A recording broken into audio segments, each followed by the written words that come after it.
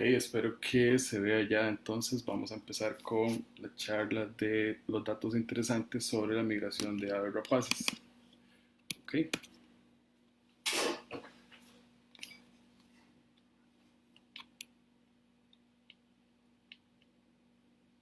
cualquier cosa si no se escucha y me lo pueden poner en comentarios, estaría buenísimo. Ok,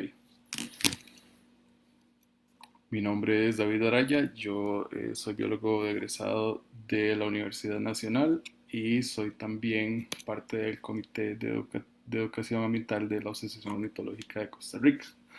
Hoy vamos a hablar no sobre migración en Costa Rica, vamos a hablar de algunas generalidades y también de la migración a nivel mundial, de las aves rapaces claramente, que es uno de mis temas favoritos, y no es que el favorito ahora. Entonces, aquí hay un par de cosas que saber al principio que tienen que ver con estos dos términos que están en las esquinas de la pantalla, migración y ave rapaz. Entonces vamos a empezar por la parte de la migración, ¿verdad? Vamos a ver un pequeño video. Espero que se escuche. Bueno, de hecho el video está en inglés, entonces yo lo voy a dictar. Este bichito que está aquí nos está contando sobre la migración de los animales y las aves. Varios tipos de animales hacen migraciones. Las migraciones son generalmente de muchos individuos y de poblaciones, a veces enteras, a veces parciales. Entonces, migran por muchas razones. Migran por los cambios estacionales, para encontrar lugares más cálidos, para encontrar mejor comida, también para criar a sus, eh, a sus crías, valga la redundancia. ¿Cómo saben dónde y cuándo? Bueno, pues básicamente ellos perciben cambios en el largo de los días, en cambios climáticos, también en la disponibilidad de comida, ¿verdad? ¿Cómo encuentran entonces a dónde ir? Bueno, pues se guían muchas veces por varios mecanismos que vamos a ver conforme vamos a ir avanzando en la charla. Puede ser por el cielo, puede ser por las estrellas, por el sol, por las montañas, inclusive utilizan el olor, en fin. Entonces por acá estamos viendo un par de términos que también vamos a ver más detalle. Migración completa, cuando prácticamente toda la población migra. Migración parcial, cuando no todos los individuos de una población migran. Algunos se quedan eh, en invierno, por ejemplo. Migración diferencial, ¿ok? Tal vez los machos migran, tal vez las hembras migran, pero los juveniles no. Tal vez los juveniles migran o migran más o menos. eh, in- Migración interruptiva, que bueno, nosotros le decimos más bien irruptiva, que es que algunos años migran y algunos años no. Por ejemplo, esas eh, urracas que iban por ahí. Ok, dejemos por ahí ese video y sigamos entonces con la teoría. Básicamente los ancestros de las aves migratorias eran de origen tropical y viajaban hacia el norte cuando había abundancia de comida. También porque los días allá eran más largos, entonces podían tener más crías, tenían el chance de tener más crías y poder alimentarlas porque tenían más horas de luz para cazar. ¿Ok? Si se quedaban en sus zonas tropicales, pues tenían de 2 a 3 huevos, digamos en el caso de las aves. En cambio, en las zonas templadas pueden tener más. Se fueron moviendo conforme las glaciaciones fueron pasando, ¿verdad? Y algunos se asentaron allá, pero otros continuaron volviendo. Ok, esa es la teoría más fuerte. Vamos a ver algunos términos como migración latitudinal, como la palabra lo dice, pues se mueven en, en se mueven horizontalmente las especies y ahí hay un, hay un detalle muy importante, ¿verdad? Algunas son también migraciones altitudinales, que más bien son migraciones verticales, suben o bajan montañas, pasa mucho aquí en Costa Rica con algunas especies, en el caso de los rapaces también sucede. Migratorios de larga distancia son los que se mueven, en el caso de los rapaces, más de 1500 kilómetros por viaje y de vuelta. Migratorios transecuatoriales, pues los que pasan la línea del Ecuador en cualquiera de los continentes. Intratropicales son migratorios que se mueven o hacen sus movimientos estacionales dentro de los trópicos y no llegan a las zonas templadas, ¿ok? Migración diferencial, lo que vimos hace poco, quizá migran algunos de sus individuos, pero otros no. Quizás migran los juveniles, quizás los adultos no, y viceversa. Y migratorios pluviales, que también es una de las terminologías que se usan, que se mueven conforme a las lluvias, pueda que positiva o negativamente, o sea, que busquen las lluvias o que más bien eh, no busquen las lluvias, ¿ok? Vamos a ver entonces por acá algunas otras cosas como por ejemplo la importancia. ¿Por qué es esto importante? ¿Qué tiene de importante que migre un ave o que migre un animal? Pues mucho, tiene mucho de importante. Básicamente, como educación ambiental, ustedes saben que cuando uno conoce algo, y por eso están ustedes viendo esta charla, cuando uno conoce algo de naturaleza, uno se envenena, por decir así, uno lo que quiere es seguir en esa línea, entonces vamos agregando adeptos a esto, y entre uno más conoce, más cuida también. Entusiastas, por ejemplo, en Estados Unidos, en Hawk Mountain, que es un lugar de conteos migratorios por allá, migran más o menos 20.000 rapaces por temporada y llegan 100.000 personas a observar el fenómeno, ¿ok? Entonces tiene importancia, inclusive podríamos decir que económica, como un ingreso para personas que saben del tema y que trabajan en esto. Bases de datos, bueno, ayudan a generar bases de datos durante mucho tiempo y esas bases de datos ayudan a ver los cambios en las poblaciones, ¿ok? Un ejemplo de los más conocidos, por allá de los DDTs estaban haciendo estragos a nivel de contaminación, pero ¿cómo nos dimos cuenta? Porque las poblaciones de algunos migratorios empezaron a bajar. ¿Y dónde empezaron a bajar? Se empezó a investigar por qué. Pues resulta que los migratorios, los rapaces, consumían a las presas que a su vez consumían agua o consumían alimentos vegetales que estaban contaminados con DDT, y entonces eso se transfería también a los huevos de los rapaces, que eran muy débiles y se quebraban cuando los empollaban. Entonces eso se empezó a ver con el tiempo en una disminución de de la población, de los individuos. Hace poco, en 2018, se sacó un artículo muy completo en el que se encontró que 18% de las aves rapaces en el mundo están en vías de extinción, o sea, están amenazados, y que un 52% de las especies, además de rapaces en el mundo, tienen poblaciones que están declinando. Eso es mucho más que en cualquier otro grupo de aves. ¿Okay? Entonces sí es importante. ¿Qué está pasando? Esa investigación fue en 2018. Algo está pasando. Ok, vamos aquí con algunos términos más relacionados en sí a rapaces. ¿Qué es un rapaz? ¿Y por qué nos dimos cuenta que eso sucede? Bueno, desde el Cretácico, más o menos 65 millones de años atrás, hay registros fósiles, hay conocimiento del comportamiento climático histórico, yuxtaposición de masas continentales y muchas otras cosas que han permitido que los investigadores sepan desde cuándo más o menos inició la migración. ¿Okay? Con este video vamos a ver entonces un poco de este viaje, ¿verdad? Varias especies de aves migran, pero no todas migran igual, y los rapaces precisamente tienen su forma, ¿ok?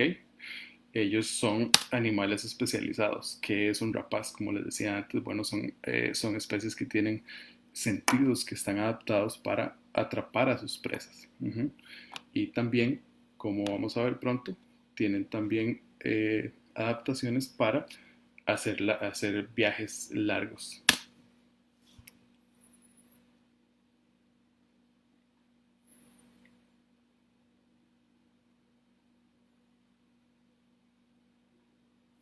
¿Ok? Varios pasos. Primer paso, encontrar por dónde voy. ¿Ok? Las aves rapaces necesitan esas vías de vuelo. Vamos a verlas más en detalle en un momento. Ellos buscan en esas vías formas más fáciles de viajar, y principalmente son con ayuda del viento. ¿Ok? Muchos usan diferentes rutas, las vamos a ver también. Además, tienen que revisar cómo está el clima, ¿ok? Necesitan condiciones viables para viajar, que sean aptas para las termales y para las corrientes de viento, ¿ok? Cuando todo se ve bien, nos vamos. Si hay algún problema en esa fecha, si no pudimos viajar, pues entonces, ¿verdad? El ave rapaz se puede ver en problemas eventualmente y puede inclusive morir. ¿Ok? Básicamente los rapaces generalmente son animales solitarios. Ellos no se juntan mucho con otros de su especie a menos que sea para aparearse. Pero en estas épocas, cuando viene la migración, pues ellos dicen, hagamos grupo y vámonos. No todos, algunos. Lo que hacen son parvadas. ¿Ok? Aquí se están basando en gavilán aludo, pero sucede con muchas otras especies de otros continentes. Aquí en Costa Rica, como vamos a ver más adelante, se ven estos fenómenos, ¿ok? Y por último, pues quedarse en un lugar que sea apto, ¿verdad? Ellos duran más o menos 6 meses viajando. Bueno, aquí en las partes más tropicales, un par de meses, perdón, 6 meses es quedándose, un par de meses viajando y duran más o menos 4 meses en sus épocas de reproducción. ¿Ok? Los primeros registros son bíblicos, donde en Job 39:26 dice: ¿Acaso por tu sabiduría se eleva el gavilán extendiendo sus alas hacia el sur en una de las versiones? O vuela el halcón por tu sabiduría y extiende hacia el sur sus alas. Entonces, en momentos, ¿verdad?, bíblicos, hace bastantes años, se empezaba a escribir sobre este fenómeno. También colonizadores en el Caribe, aquí en América. ¿Por qué es que no migran entonces todas las aves rapaces? Hay algunas que se quedan en sus sitios en las zonas templadas. Ok, como hablábamos antes, esto tiene un origen evolutivo y no todas las especies evolucionan de la misma forma. Aparte, la dieta es un componente muy, muy importante. ¿Por qué? Aquí se influye en los movimientos migratorios. Las especies que se alimentan prioritariamente de homeotermos, como mamíferos y otras aves, viajan distancias más cortas, ¿verdad? Estos homeotermos o estas presas migran un poco, eh, se mueven un poco menos, por decirlo así, o son más disponibles en épocas de invierno en zonas templadas, mientras que las presas poiquilotermas, que son los de sangre fría, por decirlo así, en el invierno son prácticamente ausentes. Si un rapaz come poiquilotermos, dígase insectos, dígase reptiles, se tiene que mover. ¿Ok? Eh, Algunos individuos, como les digo, sí migran, otros no. Algunos se van adaptando y es parte de la flexibilidad genética y de los cambios que pueden dar eventualmente hasta a especiación. Un tercio de las aves rapaces del mundo realizan este tipo de movimientos de temporada, ¿verdad? Y la mitad de ellos presentan individuos que se encuentran en islas o en diferentes latitudes más tropicales, ¿ok? Entonces por eso es que algunos se mueven y otros no tan bien. ¿Cuándo? ¿Cómo saben cuándo? ¿Ok? La duración de los días, ellos tienen su ciclo circadiano y el ciclo circadiano se ve alterado de acuerdo a la duración de los días, los cambios de temperatura, los cambios climáticos en sí, la disponibilidad de alimento que hablábamos y predisposición genética. Ellos tienen también en sus genes qué es lo que tienen que hacer y cuándo. Con algunos experimentos que se han realizado vamos a ir viendo esto, ¿ok? Hay rapaces migratorios, estos son otros dos términos. La Tierra está dividida en dos hemisferios, hemisferio norte y hemisferio sur, ¿ok?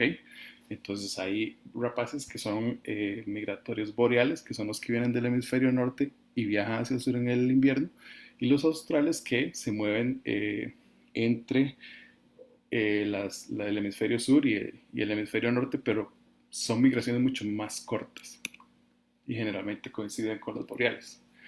Migratorios completos, ok, hay más o menos 22 especies de migratorios completos. ¿Qué es completo? Ok, cuando más del 90% de la población migra, ok, o sea, el 90% de los individuos. Si hay 100 individuos, 9 de ellos migran, entonces son migratorios completos. Parciales, son menos del 90% de esos individuos que migran, entonces son poblaciones de migratorios parciales. Ahorita vemos ejemplos.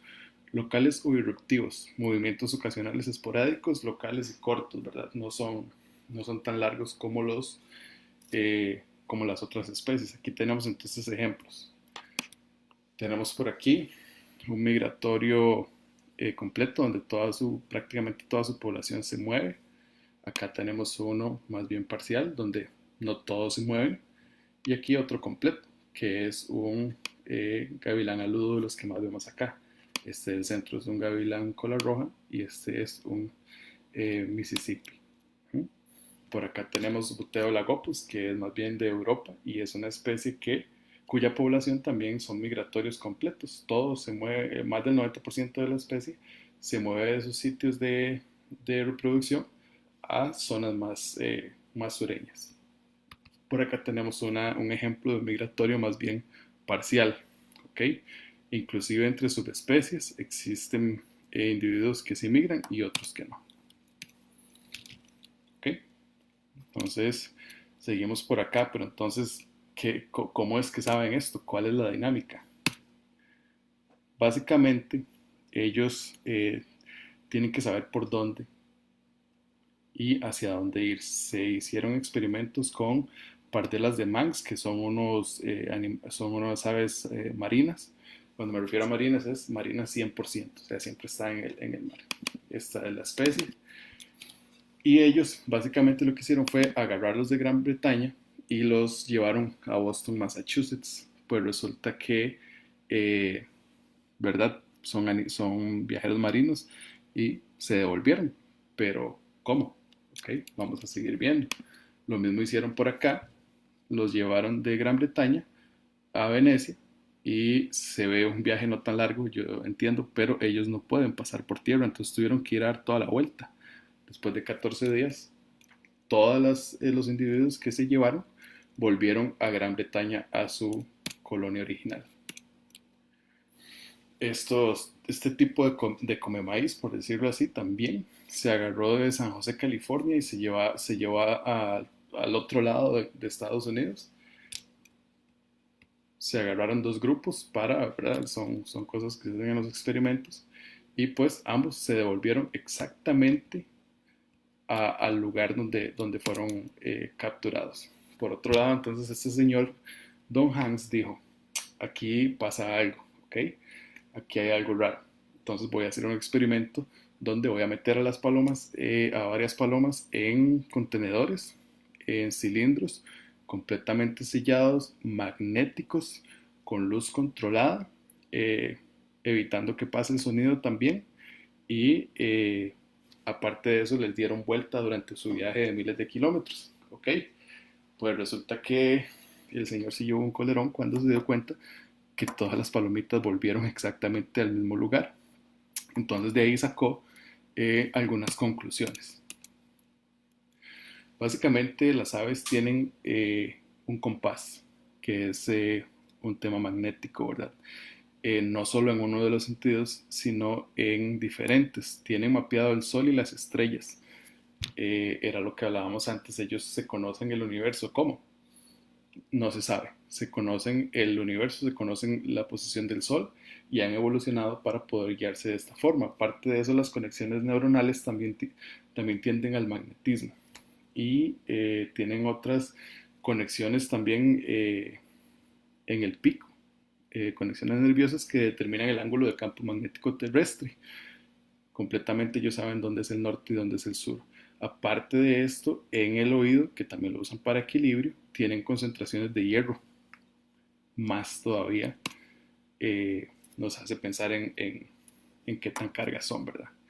El olfato también, tienen una memoria olfativa que aparentemente en palomas es cercana a las 310 millas, pero esto es controversial porque cómo se devolvieron esas palomas se iban completamente aisladas, inclusive del olor. Eh, pero pasó. Entonces, por acá un dato curioso, los opilotes son de los mejores en cuanto al olfato, ¿verdad? Su dieta depende de esto y básicamente tienen el bulbo olfatorio más grande entre las aves. Esas cosas no se las enseñan los papás a los rapaces, no. Ellos nacen, tienen un par de meses para criarse, aprender a cazar y empiezan su migración.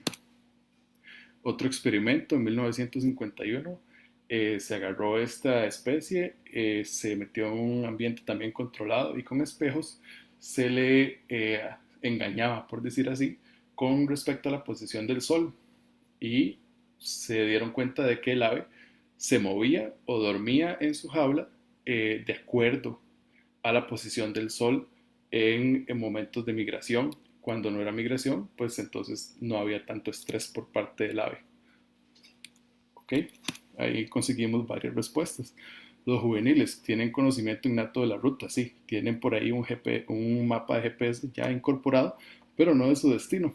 Entonces ellos saben para dónde y cuándo, pero no saben exactamente dónde van a llegar. Son incapaces de corregir ruta, como si lo hacen los adultos, que cuando van de camino, si por alguna tormenta o alguna eventualidad los desvían, ellos pueden volver a retomar. Son más afectados por fenómenos climatológicos, pues por su falta de experiencia también. Y por eso es que también hay una teoría de que las parvadas grandes son para ayudar a los juveniles a que se vean menos afectados en esto. Algunos juveniles no son capaces de migrar, no son capaces de obtener la suficiente grasa para hacer el viaje antes de empezar, ¿verdad? Y algunos se quedan en sus sitios de nacimiento, no pueden migrar simplemente. Flexibilidad genética. Estos juveniles, como vienen con algunas cosas todavía no tan programadas, pueden cambiar su comportamiento. Y también es evidente que este proceso es parte de la selección natural. Las rapaces también usan las montañas para guiarse, usan factores geográficos y físicos para ver por dónde van y eh, eso es una gran ayuda. Me contaba don Jorge Corrales que, por ejemplo, los peregrinos utilizan Limón como una parada. Ellos utilizan Limón como una parada y ellos pues seguramente por las antenas y por varios otros temas, que es una zona costera, por la cantidad de palomas, por varias cosas, ellos deciden quedarse ahí, ¿ok? Muchos rapaces hacen rutas elípticas, ellos se van por un lado, se pueden devolver por otro, eso es algo que sucede. Y también lo que hablábamos antes, los flyways o rutas de vuelo, ¿ok? Hay 5 rutas principales. Son estas que están aquí, de izquierda a derecha, Veracruz, perdón, la ruta transamericana, que son de las especies que van del norte de América hacia el sur.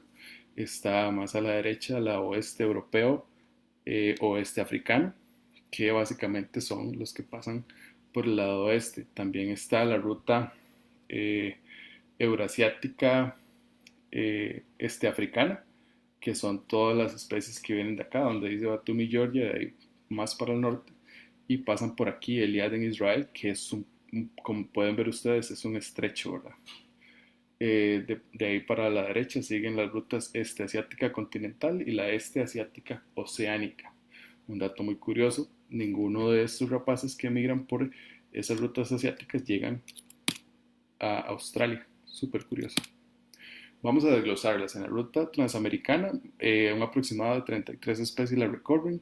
Es una ruta de aproximadamente 10.000 kilómetros y 10.000 kilómetros en una sola vía. Es decir, ida y vuelta podríamos decir 20.000. De esto, más o menos 6 millones de rapaces por temporada. Es un número variable, ¿verdad? Como hablábamos antes, sí, se ha llegado a un récord en Veracruz de 6.600, perdón, 6.600.000 es el dato que viene acá son 6 millones de rapaces.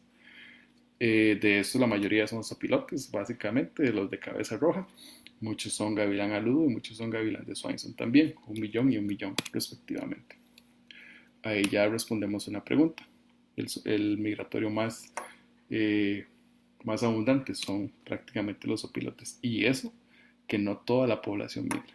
La ruta oeste europea, este africana, que básicamente es la más diversa, 35 especies, es una ruta también de 10.000 kilómetros en una sola vía, 1.500.000 de rapaces de individuos.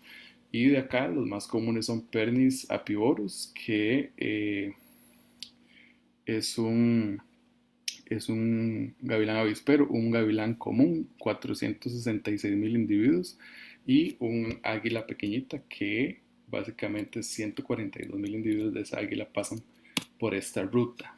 Oeste europeo, oeste africano, 22 especies aproximadamente, es una ruta más corta de 5.000 kilómetros con un conteo aproximado de 200.000 aves de presa. Son sitios que están un poco menos estudiados. ¿Ok?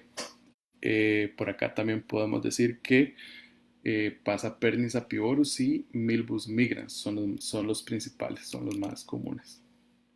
¿Ok? Seguimos por acá con la ruta asiática oceánica, donde pasan 26 especies, 5.000 kilómetros también, 225.000 aves es aproximadamente el conteo. Y estas son las dos principales, Butastur indicus y Accipiter soloensis. Disculpen que utilice el nombre científico, pero es el universal, entonces es un poco más fácil. ¿Ok? En la ruta asiática continental pasan 33 especies, aproximadamente 7.000 kilómetros en una sola vía y más o menos un millón de migrantes. Acá las especies más comunes son Pernis, Ptilorhynchus, Butastur indicus y Accipiter soloensis también. Okay, hay cuellos de botella. Hay varios cuellos de botella. Por acá vamos a destacar el de Elad en Israel, donde puede llegar a ser de 1 a 2 millones de rapaces. Son muchos individuos. También Veracruz en México, que es el que tiene el récord, por decirlo así, a nivel mundial. Quecoli en Costa Rica, que tenemos récord, por ejemplo, de halcón peregrino, es donde más se cuenta con los peregrinos. Y recientemente se abrió un sitio de conteo en Ancón, Cerro Ancón, en Panamá. Ok, los objetivos de las aves rapaces a la hora de migrar, ellos tienen estrategia. Los objetivos de esas estrategias son hallar un lugar para quedarse y volver a los sitios aptos para reproducirse eventualmente. Sincronizar tiempos de partida y de vuelta. Y también ir y volver en condiciones físicas aptas. Ok, eso es claro para no tener problemas eventualmente. También una de las estrategias es vuelo activo, que son las especies que aletean. Es altamente costoso a nivel energético. Estas especies generalmente son más pequeñas o tienen las alas menos anchas y no usan tanto las termales. Son capaces de cruzar cuerpo desde agua porque no dependen tanto de esas termales, que son principalmente en tierra las más eficientes. Pueden cruzar por montañas también y no dependen tanto del tiempo. ¿Okay? Del tiempo me refiero a condiciones climáticas. Aquí un par de especies: el gavilán pajarero, el halcón peregrino y el águila pescadora. Esos tres son especies que utilizan principalmente el vuelo activo. Vuelo pasivo también. Son especies que planean, son especies que utilizan las termales para ahorrar energía. Tienen alas más anchas y son con alas más largas también. Parece que tienen dedos al final en la parte distal. No sé si lo notan, por ejemplo, en este gavilán del género buteo y en este zopilote. Evitan las montañas altas y las extensiones de agua, a menos que en alguna de esas montañas haya algún fenómeno de viento, y utilizan las termales, corrientes termales.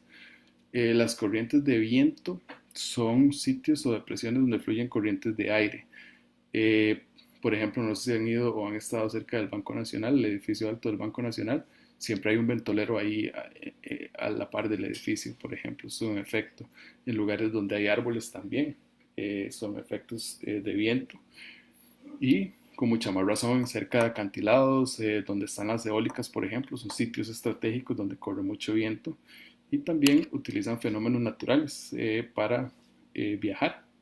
¿Ok? Hay también algunos de estos migrantes que utilizan ambos recursos. ¿Ok? Son facultativos, depende de lo que haya, eso es lo que usan. Si hay termales, uso termales. Si no hay termales, no importa. Está lloviendo, sigo volando. ¿Ok? Entonces son más, se adaptan mejor. La altitud y otros detalles. ¿Ok? Básicamente entre el 80 y el 90% de los rapaces migrantes en promedio andan entre los 1.000 metros de altura, o sea, entre los 0 y los 1.000 metros de altura, por decirlo así. Y otro resto andan principalmente por los 230 metros de ahí para abajo, como algunas águilas, por ejemplo el águila calva. Sí, hay algunos que también andan más alto. Por ejemplo, se ha detectado que gavilanes de Swainson, zopilotes y gavilanes saludos, que son de los que se pueden observar acá en Costa Rica, Llegan a los 4.000 y 5.000 metros de altura en termales. El Águila Calva puede llegar a los 4.500 y han habido colisiones con aviones, por ejemplo, hasta los 10.000 y 11.300 metros de altura eh, con este tipo de animales, ¿ok?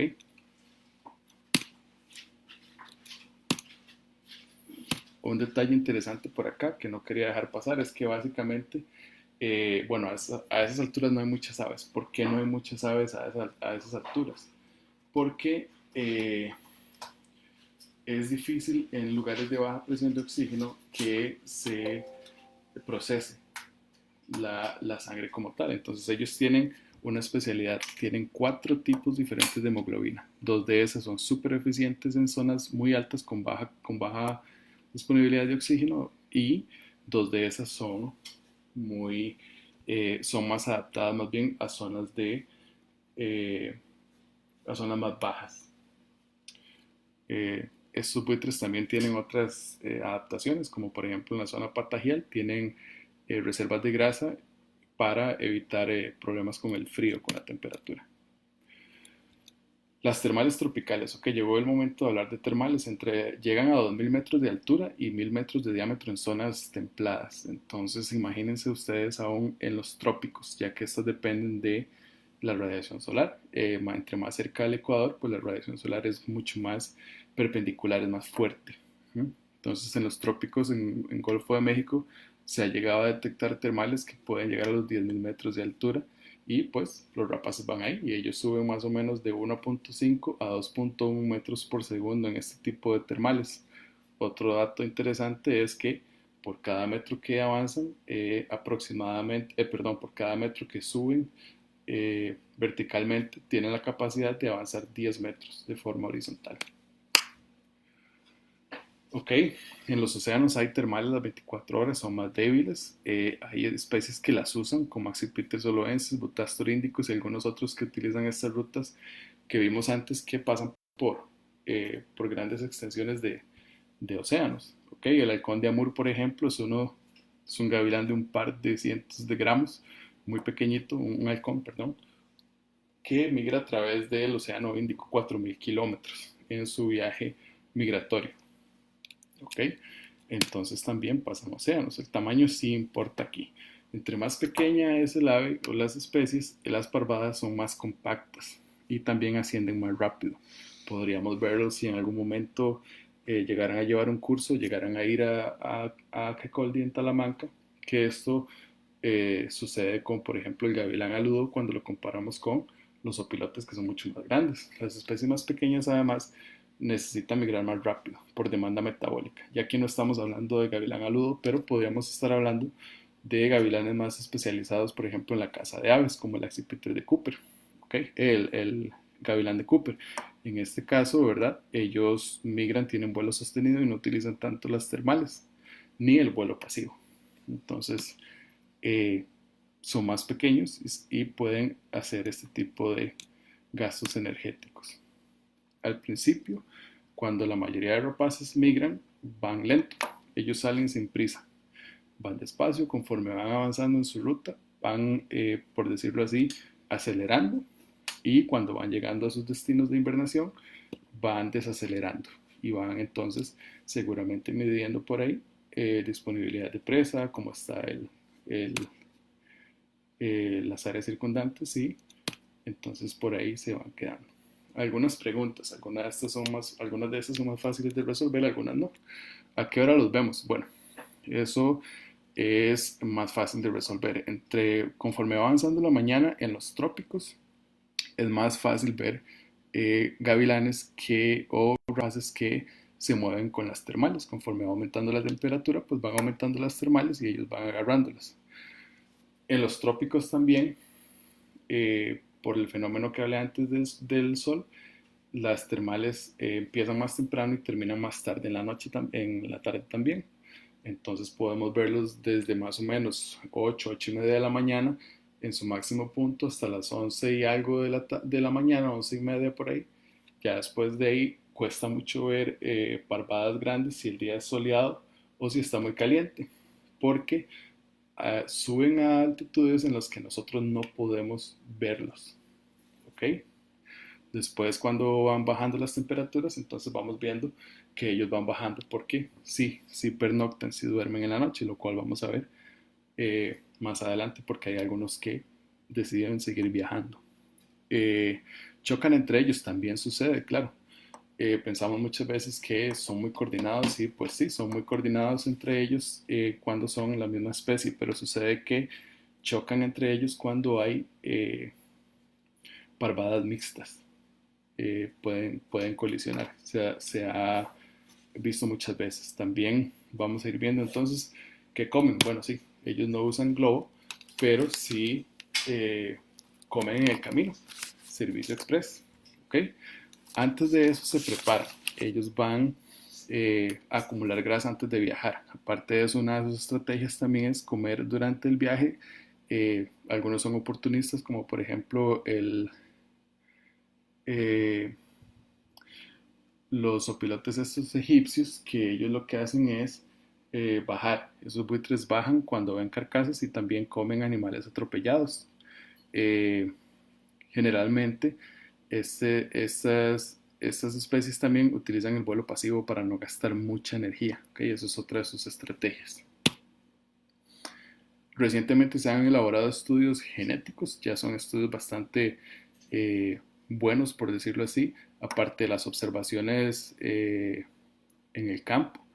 Se han capturado especies, por ejemplo, este artículo que estamos viendo acá, esmerejones y gavilancitos de estos pajareros también se han capturado y los restos se procesan a nivel de ADN para averiguar sus presas y eso durante la migración. Entonces ha arrojado datos interesantes de alimentación.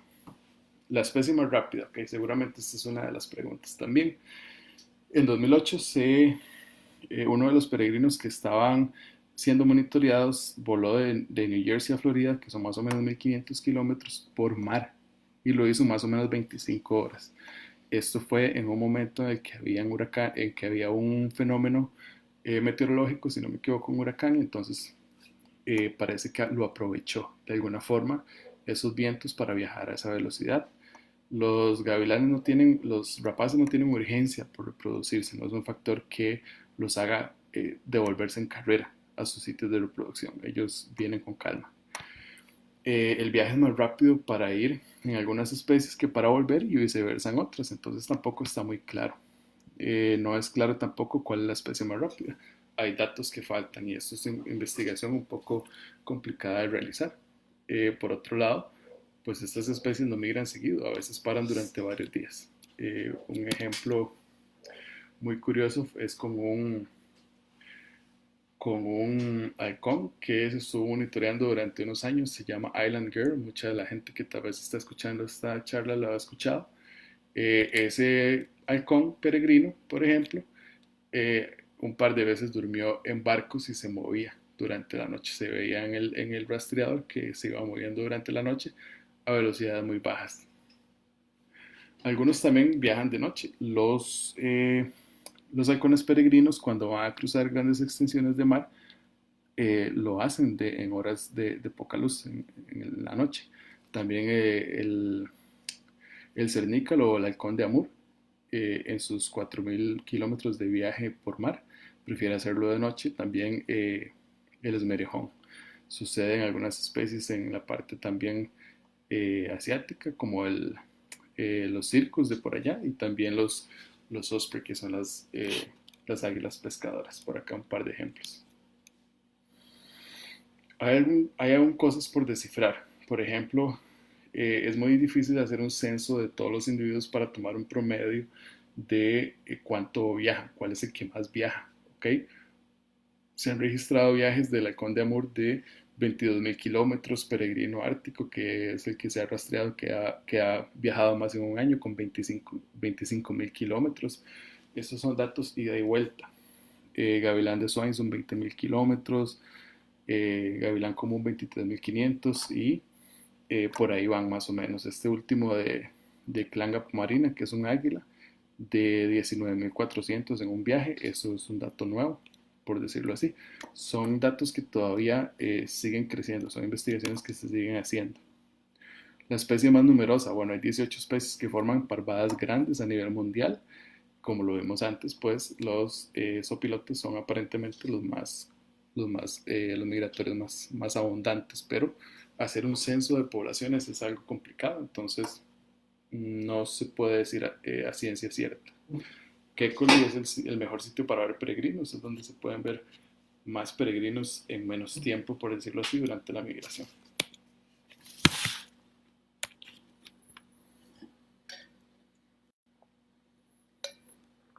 Okay, ¿qué peligros enfrentan las aves rapaces en su viaje? La persecución directa es el más preocupante en este momento. El halcón de Amur, por ejemplo, en un artículo del año pasado, se estimó que más o menos 100.000 individuos no lograron realizar su migración porque fueron capturados y fueron vendidos en mercados locales en Asia, ¿ok? Vendidos como comida. También sufren de envenenamiento, no necesariamente directo, pero por sus presas, ¿verdad? Cacería furtiva, hay gente que los caza. Aquí en Costa Rica yo he escuchado casos, por ejemplo, con el águila pescadora. Una vez escuché de un caso que la mataron porque supuestamente sabía pescado. Eh, Hay gente que por maldad, por deporte, por decirlo así, también eh, le tiran a las aves rapaces. Infraestructura, también se pueden ver colisionados en vidrios, en eólicas, por ejemplo. Sucede mucho con sopilotes y en cableado eléctrico también. Causas naturales, obviamente, pues es un viaje desgastante, se pueden ver expuestos durante su viaje, ya sea por fenómenos o por cansancio, por falta de grasa, por metabolismo, por edad. Como dato curioso, pues también los estrigiformes migran, ¿sí? Las migraciones no son tan brutales como las migraciones de los rapaces diurnos, pero hacen movimientos que generalmente son locales. Eh, los movimientos de los estrigiformes aparentemente están 100% ligados al alimento. Por ejemplo, búho virginianus, Aegolius funereus, Strix aluco y Strix uralensis junto con el búho gris grande son especies que dependen cíclicamente de las poblaciones de roedores.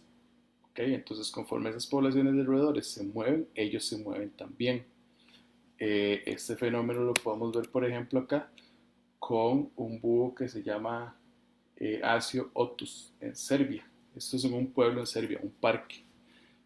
Conté por acá 19 búhos de estos, que son de los orejones, pero probablemente haya más, no se ve bien. Y esto es un árbol, hay más árboles con más búhos por ahí. Entonces son fenómenos que se ven ligados a las presas.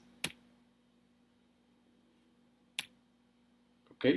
Eso sería hasta el momento. Para referencias y preguntas, por ahí dejo mi correo y también podemos hablar de comentarios en el post. Agradecimientos especiales a don Jorge Corrales, Mariana Meléndez y Pablo Porras. También, bueno, antes de irnos por acá, quizá vamos a contestar un par de preguntas que están en los comentarios y vamos a dejarles por ahí eso para que lo lean.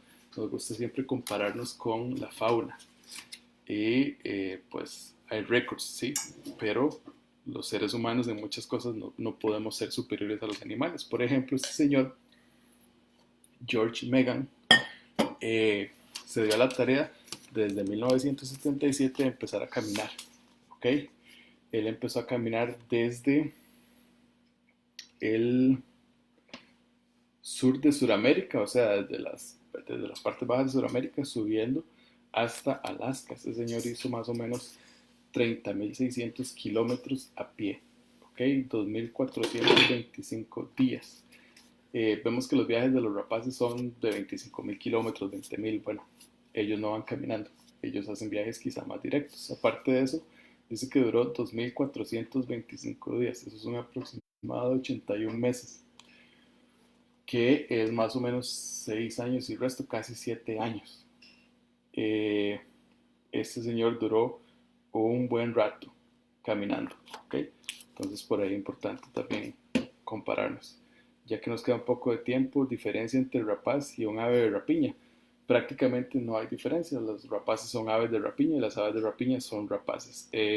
Por eso empezamos más o menos con una introducción de qué es un rapaz, pero les voy a dejar por ahí un link de una charla que yo hice más específica de qué es un rapaz, porque sí, hay aves que comen presas vivas, las matan, las consumen y están especializadas para eso, como las garzas, por ejemplo, y muchas otras, las especies que pescan, como los piqueros, en fin, pero no son rapaces porque hay ciertas adaptaciones que no tienen en comparación. Eh, el video se va a subir a YouTube, probablemente sí. Los europeos dicen que las migraciones pueden pasar especies de Norteamérica que se extravían. Las aves vuelan, puede ser, y viceversa también. No sería extraño, sí, porque son eventos raros, pero sí, sí podría ser. Podríamos investigar un poco más al respecto, a ver qué tipos de registros hay. En las partes templadas hay varios que se mueven, que se han movido o se mueven todavía, e inclusive hay algunos que migran de Europa a América. ¿Ok? Las rapaces pueden establecerse en el sitio donde migraron.